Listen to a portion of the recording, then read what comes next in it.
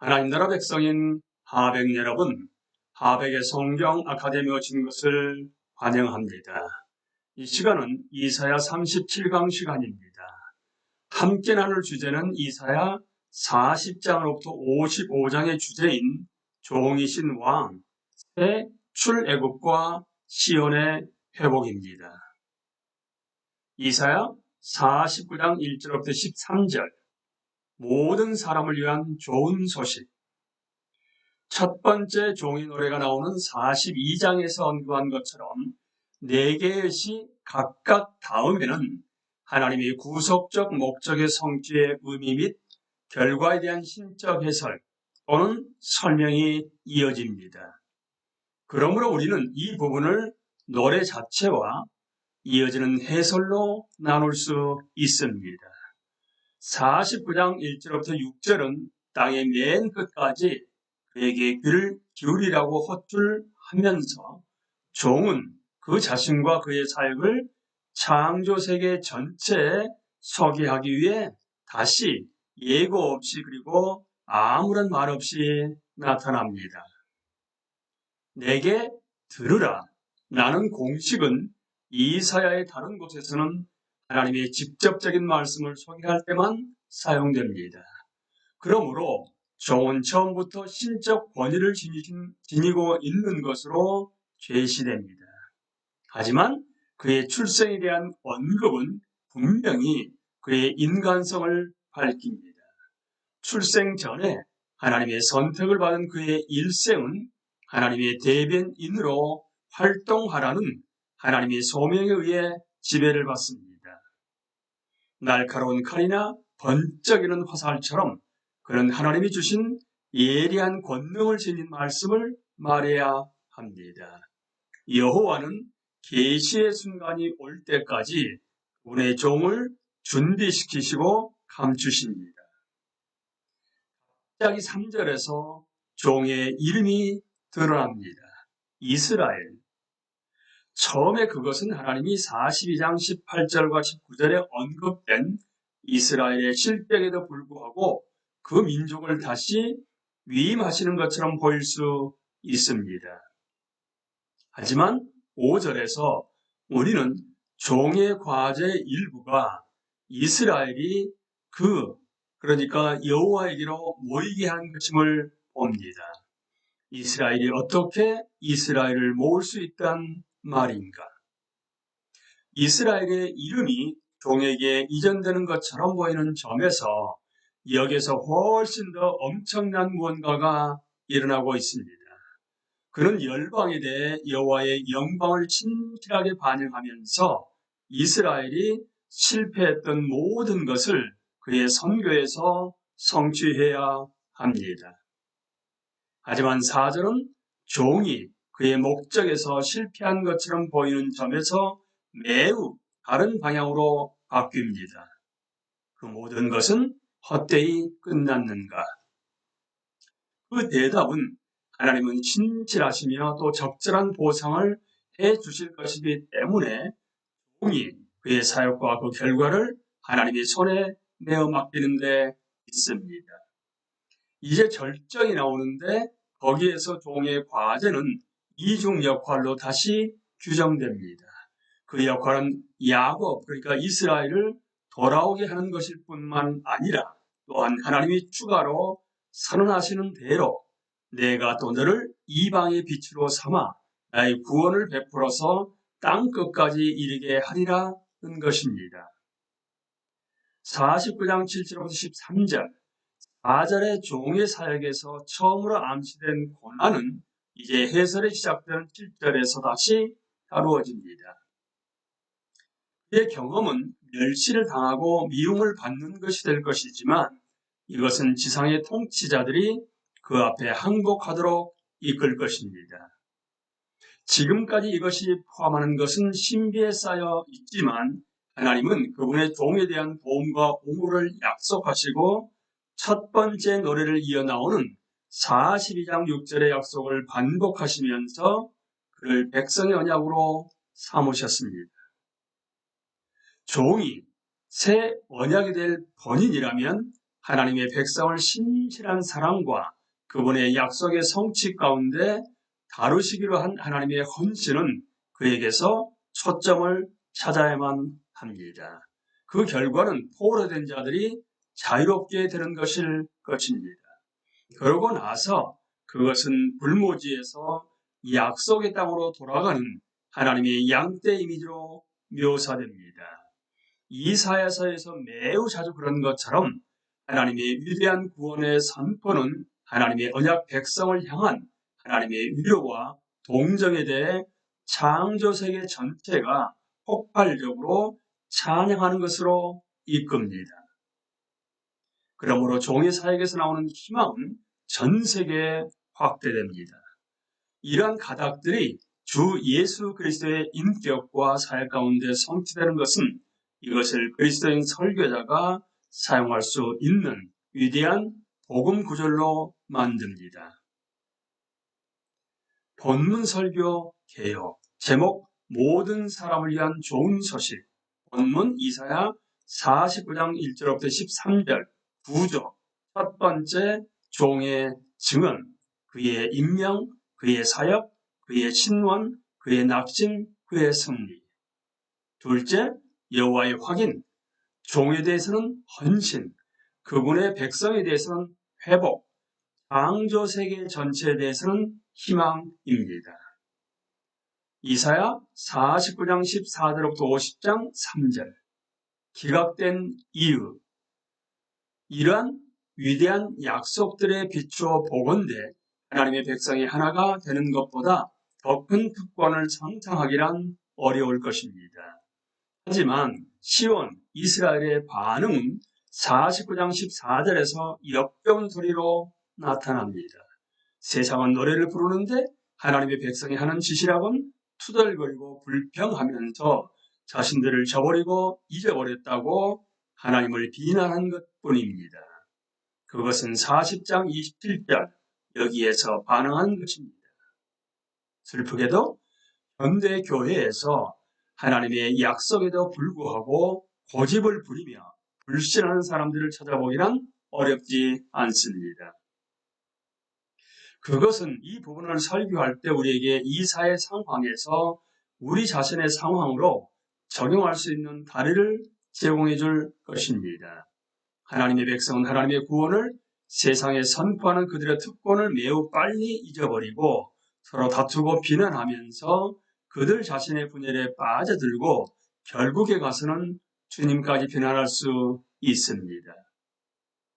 그래서 교회는 자기 문제에만 몰입하고 사랑, 기쁨, 평안, 그러니까 성령을 통한 복음의 열매를 잃어버립니다. 49장 14절부터 23절은 우리에게 이스라엘의 불평을 한 절로 제시하고 하나님의 은혜의 반응을 그 다음 9절에서 제시합니다. 하나님이 전 세계를 위해 준비하고 계시는 구원의 선언에 대한 시온의 언짢은 반응은 시온이 아수르 사람들의 손에서 고난을 당하고 있고 바벨론 사람들 아래서 고난을 당할 것이므로 하나님이 자신들을 돌보지 않으신다는 것 같다는 것입니다. 시온은 자신의 현재 상황이 하나님의 통제 아래 있을 뿐만 아니라 자신의 사악한 반역의 결과라는 점을 인정하기를 여전히 완고하게 거부하고 있습니다. 하지만 여호와의 반응은 사랑과 부드러운 동정으로 가득하며 그것은 그들이 미래의 번영의 땅으로 돌아오고 민족이 더 증식하는 영광스러운 환상으로 절정에 이릅니다. 그러나 하나님은 이스라엘의 사악한 질투나 협소한 환상으로 제한받지 않으실 것입니다. 하나님의 목적은 이방인 나라들이 여호와께 항복하는 것을 통해 그리고 그들이 새 언약 공동체에 포함된 것을 통해 그들이 축복받는 것을 포함합니다. 그 이미지는 정치적 복종이지만 실제는 영적 은혜입니다. 49장 24절부터 50장 3절은 하나님의 백성으로부터 두 번째 냉소적이고 아마도 신앙심이 없는 언급을 다룹니다. 그들이 약탈당하고 포로로 잡혀간다면 그와 같은 상황이 역전될 수 있는 가능성은 있는가? 이것은 사람들과 상황을 개조하고 변화시킬 수 있는 하나님의 능력이 논란이 될 때마다 생기는 질문입니다. 타락한 세상에서 참 변화가 가능한가? 여호와의 반응은 이중적입니다. 첫째, 여호와는 정복의 힘은 언제나 우월한 힘에 의해 극복될 수 있으며 그분의 권능은 모든 인간 능력보다 우월하다고 단언하십니다. 둘째, 여호와는 그분이 언약 징계 가운데서 그들을 다루는 것의 의미를 그들이 잘못 해석하고 또 곱게 하기로 선택한다는 점을 그들에게 상기시킵니다. 태만과 무기력에 대한 그들의 비난에 대답하신 다음에 하나님은 이제 그중 가장 통렬한 비난에 대답하십니다. 즉, 거부에 대한 비난입니다. 그들은 하나님이 자신들과 이혼을 하셨다고 주장하고 있습니다. 신명기 율법은 이혼 문제를 합법화하기 위해 문서로 작성된 이혼 증명서를 요구했지만 그런 증명서는 존재하지 않습니다. 하나님이 그분의 빚을 갚기 위해 그분의 백성을 판다는 생각 역시 말도 안 됩니다. 하나님의 징계는 바벨론 포로로 결정이 났습니다. 하나님이 그들을 버린 것이 아니라 그들이 하나님을 저버렸기 때문입니다. 그리고 하나님이 원하실 때에 그 상황을 역전시킬 수 있는 권능이 하나님께 없다고 생각하는 건 역시 잘못입니다. 회복될 수 없는 일은 아무것도 일어나지 않았습니다. 창조의 하나님은 그분의 목적을 성취하시기 위해 그분이 만드신 것을 통제하십니다. 하나님은 고레스를 일으키실 수 있으며 또 그렇게 하셨습니다. 하나님은 구출자를 보내실 수 있으며 또 그렇게 하셨습니다. 하나님은 이방인 나라들을 그분의 나라로 데려오실 수 있으며 또 그렇게 하십니다. 시온의 비난자들은 질책을 받으며 부정적인 절망과 낙심의 관점 전체는 틀린 것으로 드러납니다. 본문 설교 개요. 제목 기각된 이의. 본문 이사야 49장 14절부터 50장 3절. 구조 하나님의 언약 은혜와 자비를 자세히 설명함으로써 그분의 백성의 이의들을 다루면서 하나님과 시온 간의 대화에 대한 대화에 나타난 생각을 소개하십시오. 첫 번째 이의. 하나님은 버리시고 잊어버리셨다. 사실 하나님은 사랑하시고 기억하셨다. 두 번째 이의. 사별을 당하고 자식이 없다. 사실 늘어나고 회복될 것이다. 셋째 이의. 약탈당하고 포로가 되었다. 사실 구출되고 갱신될 것이다. 넷째 이의. 이혼당하고 팔렸다. 사실 징계를 당한 것이고 구속될 것이다. 성경 공부 인도 49장 1절부터 6절. 이 절들에서 종과 그의 사역에 대한 묘사를 종합해 보십시오. 그는 무슨 일을 하도록 부름받으며 그 과제를 어떻게 완수하는가. 49장 7절. 그 종에 대한 여호와의 약속은 무엇인가? 하나님은 왜 그런 약속을 하시는가? 그것은 그리스도 안에서 어떻게 성취되었는가? 이 절이 이방인 나라들을 언급하는 점을 주목하십시오. 49장 8절부터 13절. 이제 해설은 돌아오는 남은 자, 그러니까 새언약 이스라엘의 원형을 언급하면서 이스라엘로 옮아갑니다. 고린도후서 6장 2절은 우리가 이 부분을 해석하는 것을 어떻게 도와주는가. 9절에서 12절의 비유가 언급하는 영적 실체는 무엇인가. 13절은 무엇을 더하는가. 49장 14절부터 23절. 시온의 첫 번째 반응은 하나님의 태만을 비난한 것입니다. 하나님은 어떻게 이 비난을 반박하시는가? 하나님은 그분의 고통당하는 자들을 위해 무엇을 하기로 약속하시는가? 이 절은 시온이 믿도록 어떻게 동기를 부여하는가? 49장 24절부터 26절. 24절에 표현된 시온의 두 번째 이유는 무엇인가? 하나님의 대답은 그들의 영적 상태에 대해 무엇을 드러내는가? 하나님이 그들을 회복시키신 일에 그렇게 헌신하시는 이유는 무엇인가? 50장 1절부터 3절, 1절에 포함되어 있는 세 번째 이유는 무엇인가? 하나님은 바벨론 포로는 그분이 포기하셨다는 증거가 아니라고 어떻게 주장하시는가? 그들은, 그리고 우리는 하나님에 대해 무엇을 기억하는 것이 필요한가? 적용 1절부터 7절은 우리가 예수님과 그분의 선교를 이해하는 것을 어떻게 도와주는가? 그것은 우리가 그분을 신뢰하고 예배하는 것을 어떻게 도와주는가?